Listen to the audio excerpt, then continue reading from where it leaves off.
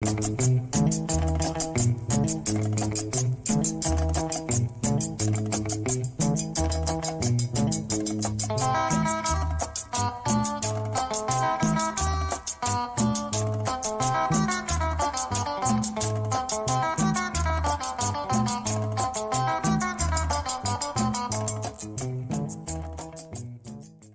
gente, tudo bem? Eu sou o Pedro, sou professor de História de hoje e nessa aula a gente vai aprender sobre a República Velha. Você já parou para pensar por que esse período da história do Brasil tem o nome de República Velha? Tá certo que ele foi há muito tempo atrás, né? 100 anos já teve, né? Mas o que acontece ali, além disso, né? Não em chamar a história toda velha, né? Esse é o Império Velho, a República Velha, o Mundo Velho, né? O que acontece ali na República Velha que faz que a gente delimite esse período como República Velha? A gente tem que entender que a forma como uma política era feita, a estrutura governamental, ela é, por ela ser, de certa forma, não é arcaica, né, mas distante do que é hoje, da nossa República hoje, a gente chegou num consenso, a gente chegou num acordo que a gente vai chamar aquilo de República Velha. E para a gente entender esse período, por que esse modo de fazer política era velho, a gente tem que entender os grupos que participavam da política, né? Os grupos que proclamaram a República. Você sabe qual que foram os grupos? A gente tinha então ali em 1889, ali, né, beirando ali a virada do século, né, uma galera achando assim, peraí gente, esse negócio aí não tá bom não, vamos mudar isso daí, vamos mudar, vamos ver o que a gente consegue fazer de melhor. E essa galera era principalmente os militares e a elite agrária. Os militares, eles já estavam sim, descontentes já com o governo nacional, com o Império Brasileiro, né? Eles já tinham saído da Guerra do Paraguai já queimadão com a galera, assim, e já, de certa forma, bolado com o imperador. Junto a isso, eles tinham um pensamento que era considerado o pensamento positivista, né? Castilismo, né? Como se fosse um positivismo à moda brasileira. E esse castilismo, esse pensamento, essa ideologia, né? Essa ideologia que eles receberam já das escolas deles, né? Da formação deles, é um pensamento que vai promover ideias de ordem e de progresso, né? Que não é à toa que é a frase da nossa bandeira. Mas essa ordem, esse progresso, eles viriam a partir não de valores do homem, né, de uma construção humana, mas seria através de uma estrutura. Elas viriam num movimento de exterior para interior, né, um movimento de fluxo de fora para dentro, não de dentro para fora. Não seria o homem que ia edificar esses valores, né, por ele conter essas qualidades, mas seria dado a ele, né, organizado a ele, levado até ele. E eles viam o Império Brasileiro não com essas características, né? O Império Brasileiro às vezes tinha uma participação grande, às vezes, né, da população. É claro que tudo ali aos olhos da época, né? Uma participação grande da população, um poder muito centralizado, né? No caso, eles entendiam então que não era legal. Esses dois fatores, o positivismo e a sua satisfação com a Guerra do Paraguai, né? Com o desgaste que o exército sofreu, com a difamação que eles sofreram, então esses dois fatores deixavam eles mais descontentes com o Império Brasileiro. O outro grupo responsável pela proclamação da República seriam a elite agrária brasileira, né? A elite cafeicultora.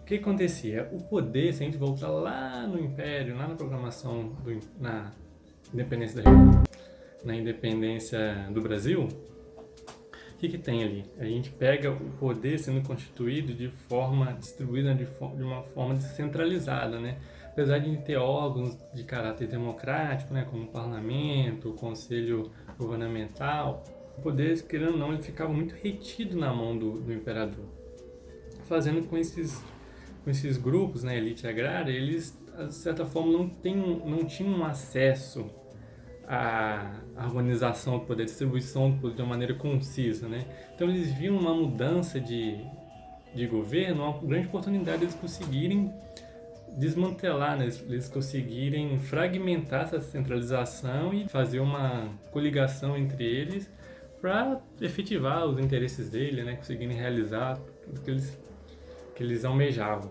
É então, nesse panorama, com esses grupos querendo, principalmente, né, os militares e a elite agrária, a cafeicultura. A gente tem também a participação de uma classe média querendo ali uma maior possibilidade de ascensão de classe, né, de ascensão política, né, econômica, também fazendo um fomento. A gente tem então esses três grupos, né, esse é o panorama que a gente tem na sociedade da época, em 1888, 89. E também a gente tem também um Dom Pedro já velho, né, prestes a morrer. O Dom Pedro morre em 1891 e não via outras possibilidades melhores do que a proclamação da República. Então ele cede, né, ele permite que os militares proclamem a República. É uma coisa totalmente pacífica, né? Os militares eles expulsam a família real do Brasil, destronam, né, o imperador e assumem o poder, né, no governo provisório ali. Esse é o panorama, então, que a gente tem da proclamação da República. A proclamação da República ela é feita por grupos, por eles conterem interesses específicos, e a República, gente, ela vai ser o local em que esses interesses vão poder ser realizados, né? Esses interesses, através da Constituição de 1891, elas vão poder ser atendidas, né? O que foi então a Constituição de 1891? Vamos entender ela, que a gente entendendo ela, a gente consegue entender o que foi a República Velha. E a gente entendendo o que foi a República Velha, por que ela foi velha, a gente consegue responder facilmente as questões do Enem. Depois eu vou colocar as questões aqui na tela, vou ler com vocês e aí vocês vão ver que tudo que o Enem vai te pedir vem dessa natureza da República Velha. Gente, qual vai ser então a natureza da Constituição que vai dirigir a República Velha, né? A gente vai ver então que, ó, nessa Constituição de 1891, a gente vai ser o Estado, ele vai ser assim, constituído, vai ser delineado, né, por um poder muito forte, né? O que é um Estado com grande poder, né? É um estado onde que a população, né, o povo em geral, não tem às vezes muito caminho de acesso, né, não tem muita acessibilidade, né, às leis, né, aos órgãos públicos, sabe? É um estado de certa forma distante da população e autônomo da população. Isso tem então um estado poderoso, porém fragmentado. O que é o poder fragmentado, né, o estado fragmentado? Cada estado federativo, seja Minas Gerais, São Paulo, né, Rio Grande do Sul, Pernambuco, Paraíba, cada um desses estados, sem ser o estado nacional, eles são, de certa forma, autônomos, eles têm condição de criar suas próprias leis, sabe? De pegar empréstimo, criar suas próprias organizações econômicas, e isso era tudo o que a elite agrária queria. Ou seja, a gente tem um estado que promove, né, promove as coisas, que edifica as instituições sem a participação popular, buscando lá no castilismo, né, lá no positivismo dos militares, que estava explicando para vocês. E por outro lado, a gente tem o Estado fragmentado, com os Estados federativos com muita autonomia de poder, né, podendo fazer o que eles bem quisessem sem dar muita satisfação. É por causa, então, dessa estrutura política da República Velha que práticas muito comuns quando a gente vai estudar a República Velha, com certeza vocês já ouviram falar dessas práticas, sempre tem aquela charge famosa, né, do eleitor lá com a cabeça de burrinho sendo puxado pelo barão, né, as práticas que a gente chama de, conhecidas como o curral eleitoral, né, o coronelismo, voto de cabresto, clientelismo. O que são essas práticas? O que a gente pode entender, então, como a gente pode olhar essas práticas políticas, né? São os coronéis, são os barões, muito beneficiados pela essa estrutura política, pela essa descentralização política, né? Com os estados fortes. Eles conseguem controlar, né, as eleições, conseguem manipular as eleições, conseguem ter uma grande influência, uma imposição muito grande na população. Então vai acontecer o voto de cabresto, onde que o coronel lá, o capanga dele, muito provavelmente, né, ficava lá, porque quando você tinha que votar, você tinha que falar, o voto não era secreto, ainda não tinha voto secreto no Brasil. Então eu voto no fulano ciclano. E aí você ia falar que você ia votar em outro se com um cara armado lá, capanga lá, do chefão do território lá, olhando pra você com cara de mal, você não ia falar, né? Isso tudo, igual eu tava falando, era tudo que a galera que proclamou a República queria, né? Então a gente tem que ficar claro na nossa mente que a proclamação da República ela não é um movimento popular, ela não foi uma reivindicação da população que estava insatisfeita com o imperialismo brasileiro, né? Estava insatisfeita, a gente tem um imperador, não, a gente quer ter um presidente da República, a gente não quer mais ser um império. Então, com esses interesses desses grupos, né? De novo, os militares, a elite agrária e a classe média. A classe média ia na rabeira da elite agrária, né? A classe média já tem essa coisa histórica, às vezes, de dialogar muito com as elites, né? Mas não ser bem a elite, né? A gente vê muito isso hoje no Brasil. Mas esses grupos, né, militares, elite agrária e classe média, eles foram os responsáveis por delinear, para dar o caráter da República Velha. Guardem bem isso, gente, isso é muito importante. Como então que o Enem vai te cobrar isso? Vamos pensar bem, gente. Se a gente tem um Estado forte, né, um Estado, de certa forma, dono de si mesmo, né, e fragmentado, a gente tem, por um lado, uma população contando com diversas nuances culturais, diversas características culturais, né, organizações próprias e distante do Estado. Se o Estado ele era responsável, se achava responsável por levar a ordem e o progresso, a população, por seu lado também, eles tinham suas próprias organizações, suas próprias reivindicações.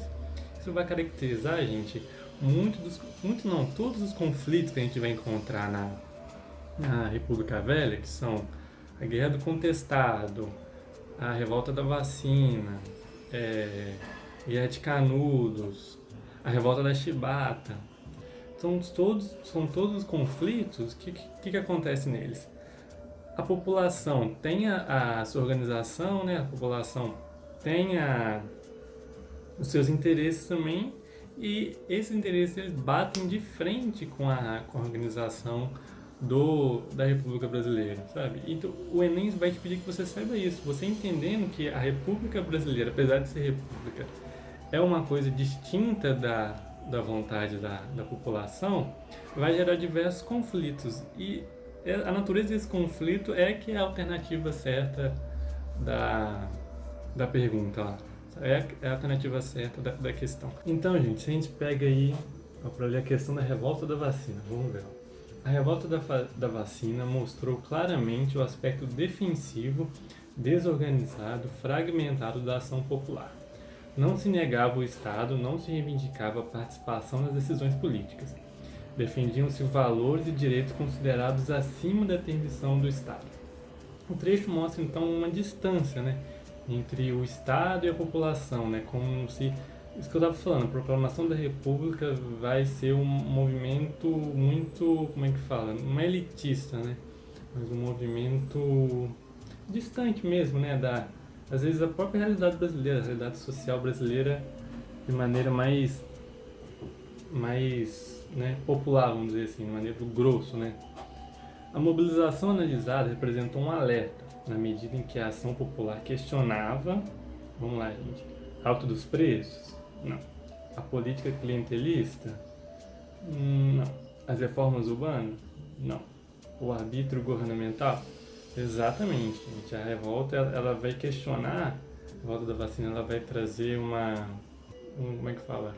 Um questionamento, né? Vai trazer um alerta que a população via que todas aquelas organizações do Estado, aqueles processos de higienização, né? As medidas políticas do Estado, uma coisa como se não fizessem parte deles, sabe? Não era da realidade daquelas pessoas, eles achavam o Estado como algo estranho, à parte, né? Não representava eles de forma alguma. Então, gente, que surge a expressão clássica assim, dentro da historiografia, que é a população assistia bestializada, né? Por que bestializada? Assistia tudo que acontecia de uma maneira distante, né? E é essa relação entre povo e Estado, sabe? A questão como o Estado se formou, né? Era o que caracteriza a República como velha. A República Velha, esse termo ele vai ser dado por Getúlio Vargas, né? o Getúlio Vargas ele vai trazer, vai reelaborar todo, não é reelaborar, mas ele vai estabelecer uma nova relação entre povo e Estado que se mostra muito profundo na cultura política brasileira hoje. A República é velha então por isso, pela relação que tinha entre povo e Estado. Aí, gente, uma outra coisa também que o Enem vai querer que você saiba é como que esse Estado atuava de maneira autônoma, né? Digamos assim, como que esse Estado fazia para se organizar economicamente, fazer suas políticas, sabe? Já que ele era parte da população, né? A população não participava de maneira efetiva, como que ele se estruturava, então? Como que ele trabalhava mesmo, né? Ó, você já sabe, então, por que a República é velha e quem que era a galera que estava lá, né? Quem que era a galera que estava no Estado. Então, fica muito fácil a gente pensar nos grupos sociais e fazer uma analogia de qual que eram os interesses dele, né? E como que isso se repercutia no Estado além da estruturação dele. Ó, gente, uma boa questão pra gente pensar isso, pra gente ver isso na prova do Enem, essa daqui, ó.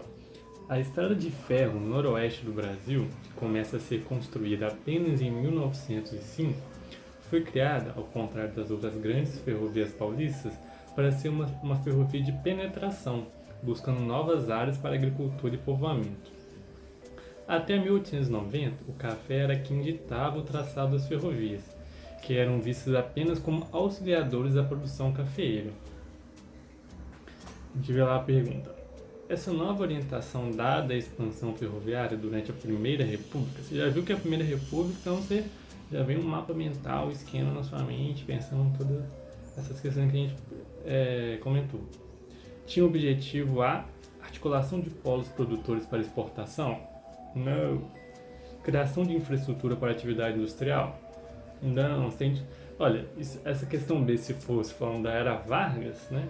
A gente poderia marcar a letra B, mas como é da Primeira República, não é essa.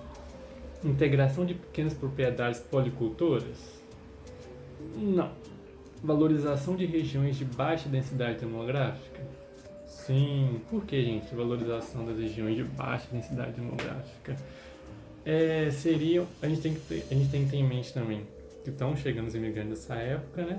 Mas o Estado ele vai querer sempre expandir o funcionamento dele, expandir as plantações dele, sabe? Expandir a teia, né? A teia comercial dele, mas não promover, levar o progresso, né?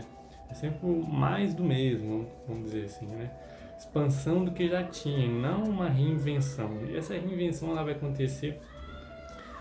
começar a acontecer ali depois da Primeira Guerra Mundial. Questões que caem sobre a economia do Brasil, da República Velha, não é nada de industrialização, gente. Só se apresentar crise, falar da crise da República Velha, você pode falar. Mas você já pensa, né, que é uma coisa contrária à lógica do momento. Gente, eu li só duas questões sobre a República Velha aqui, porque eu elaborei para vocês uma apostila com todas as questões da República Velha que caem no Enem. Todas as questões, elas têm lá o resumo, né, tudo que eu falei aqui, um guia para vocês montar um mapa mental e também todas as questões respondidas já. Então fica um complemento bem bacana assim para vocês baixarem e também porque se eu fosse ler todas as questões acaba ficando uma coisa maçante, né? E com a apostila vocês podem ver com calma, pode mandar para o amigo, né, conversarem no grupo de vocês de estudo. Então eu preferi fazer assim, a apostila está aqui, vou colocar no Mega Upload, e é só vocês baixarem pelo celular mesmo, aí já manda lá pro grupo do WhatsApp, aqui galera, aqui ó, República Velha, vamos estudar aí, ver o que você acha, beleza? Aí você pega e fala pra mim, tá bom Pedro, eu já entendi o que é a República Velha, já ficou bem claro, você repetiu um monte de vezes, já entendi como que ela atuava por conta própria, como que a população participava, como é que eram os conflitos, as tretas. Mas a República Velha vai só até 1930. Né? O que aconteceu que ela deixou de ser velha, né? Bom, esse esquema político, como é que é? Esse esquema mesmo, né? Essa coligação, essa falcatrua, que a gente pode falar assim, da política brasileira, ela flui assim, bem gostosinho, assim, bem lisinho, até 1926. No governo de Washington Luiz, gente. O Washington Luiz é um marco, assim, é onde cristaliza assim, de maneira concisa a crise desse sistema político. Por que cristaliza? Ó, a gente sabe que a Primeira Guerra Mundial acaba em 1917, né? 1918, né? Acaba a 1917 a Revolução Russa, né? A Primeira Guerra Mundial acaba em 1918. O que acontece? A Europa, né, gente, estrutura todo mundo ali, né? Mesmo as diversas partes do mundo, né, que eram colônias europeias, ficando independentes, tendo suas próprias repúblicas, né, seus próprios impérios, coisa toda, elas ainda são dependentes, né? A ordem mundial, apesar de ter mudado de uma roupagem, não deixa de ser ainda centralizada no mundo europeu, né? E com a Primeira Guerra Mundial, abalando muitos países, né, da Europa, esse sistema dá uma abalada, né, dá uma tremida, né? Então os países dependentes, né, da Europa, economicamente, eles têm que arrumar uma forma de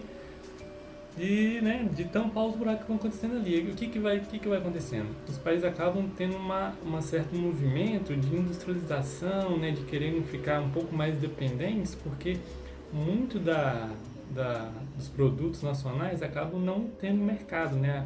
A Europa está toda quebrada, acaba não comprando, né? Muitos dos produtos brasileiros, inclusive. Então acaba acontecendo uma onda, né, de industrialização do Brasil bem leve, né? Mas o que acontece? As cidades acabam ficando mais grossas, né, com maior população. Acontece também uma concorrência do café, né? Outros países começam a produzir café. A crise de 29, né, apesar de ser quase 10 anos depois do final da Primeira Guerra, que tem totalmente tudo a ver com a Primeira Guerra Mundial. A crise de 29 que quebra e dá um choque, né, um balanço no mundo e faz com que essa estrutura, principalmente pautada na exportação de café, que sustentava, apesar da República ser café com leite, ela era café, né? Leite era mais para diferenciar, né? Não ser República do café fica sem graça, né? Se fosse café com café. Começa a ruir. Então, o que acontece? A hegemonia, né, econômica dos cafeicultores, que eram quem dominavam a política nacional, acaba sendo abalada. E o que o Washington Luiz faz? Temeroso, né, de ter algum realinhamento, de posturas não serem seguidas, em vez de ele indicar um presidente de Minas Gerais, que é o Leite, né, na República Café com Leite, a gente sabe que na República das Oligarquias vai acontecer um revezamento, né, entre Minas Gerais e São Paulo. O Washington Luiz acaba não indicando um representante de Minas Gerais, que faz com que a elite mineira, elas ficam temerosas, ficam boladas, caramba, estamos aqui nesse esquema aqui já faz quase 30 anos, meu amigo, você vai acabar atrapalhando nosso esquemão aqui político, nosso uba-uba aqui. O que a Minas Gerais faz? Eles coligam com outros estados, né, que também queriam um pedacinho ali do bolo, né? Rio Grande do Sul era um deles, Paraíba era um deles, Pernambuco. Apesar da política ser dominada por Minas Gerais e São Paulo, que eram os grandes, né, estados responsáveis, os outros estados também tinham seus barões, né? O Bambam lá que também queria participar ali do rolê, né? Então, Minas Gerais junta com essa galera, já que o São Paulo cortou, né? Ficou de mal, virou a cara. Junta com a Paraíba e com o Rio Grande do Sul. E lançam Getúlio Vargas. Gente, Getúlio Vargas.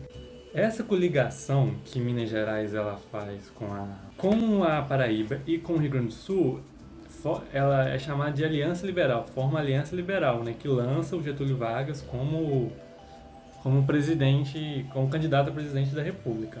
Aliança Liberal, gente, que tem que chamar, gravem esse nome. Sempre assemelha a Aliança Liberal ao Getúlio Vargas, a República Velha, beleza? O Washington Luiz acaba indicando o Júlio Prestes, né? Tem a eleição de 1930, né? Todo mundo achando que Getúlio Vargas ia ganhar, né? Todo mundo bolado com São Paulo, mas pô, quem ganha? Júlio Prestes, né?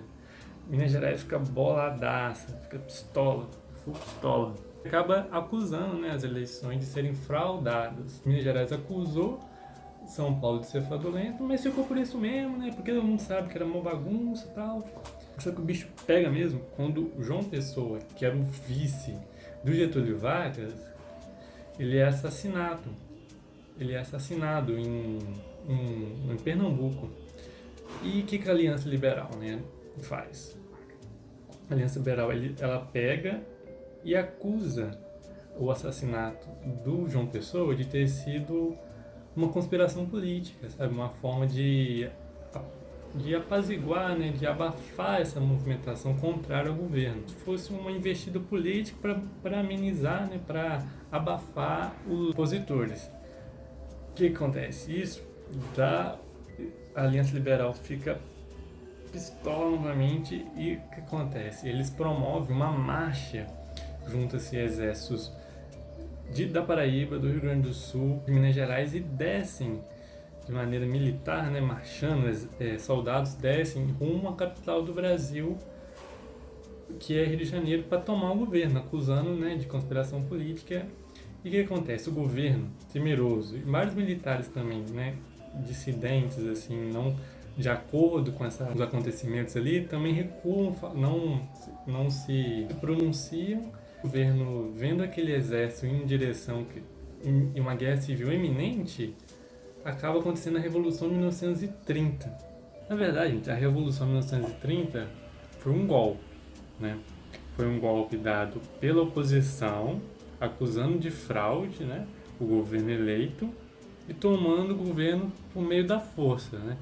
Do exército, marchando, né, dos soldados marchando até a capital do país. Esse nome por que ficou Revolução, né, gente? Para pensar. Por que deu o nome de Revolução? O nome Revolução é a história dos vencedores, né?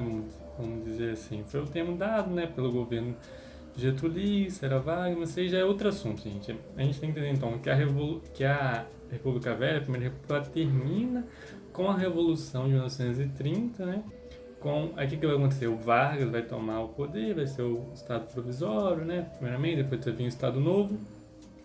Mas aí a estrutura política brasileira, a forma de se fazer política, a relação entre povo e Estado vai mudar profundamente, profundamente. Isso aí já é questão de um outro vídeo, né, gente? Já é um outro assunto. Vou passar esse conteúdo para vocês da República Velha, seguindo uma maneira mais não muito ortodoxa, né? Eu quis propor esse conteúdo como uma reflexão, sabe? A gente entender por que República Velha, sabe? Entender e não a gente pegar lá, República das Espadas, República das Oligarquias. Eu acredito que isso vocês se encontram com muita facilidade, mas a gente pensar nesse segmento, sabe? Nessa forma, numa reflexão, acho que fica muito mais fácil pra gente memorizar, sabe?